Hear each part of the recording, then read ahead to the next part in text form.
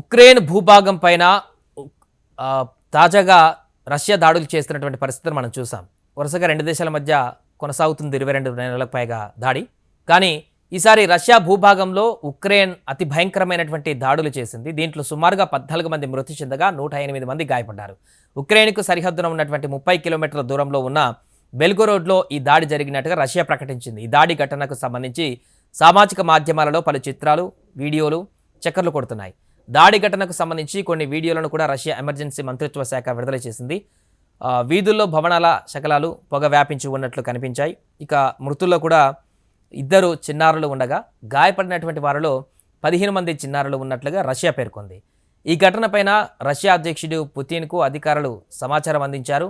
బెల్గోరోడ్లోని Kyiv దళాలు తరచూ లక్ష్యంగా చేసుకుని విచక్షణరహితంగా షెల్లింగ్ చేస్తున్నట్లుగా రష్యా పేర్కొంది.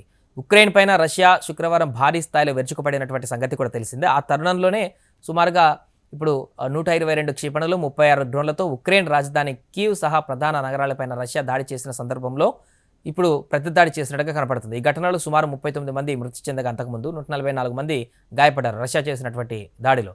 సో దాంట్లో మెటర్నీ ఆసుపత్రులు కానీ, పాఠశాలలు కానీ, షాపింగ్ కాంప్లెక్స్ కూడా, భవనాలు కూడా నేలమట్టమయ్యాయి. గత 22 నెలలుగా రష్యా ఉక్రెయిన్ యుద్ధంలో ఇదే అతిపెద్ద దాడి అంటూ కూడా పలువురు పేర్కొంటున్నారు.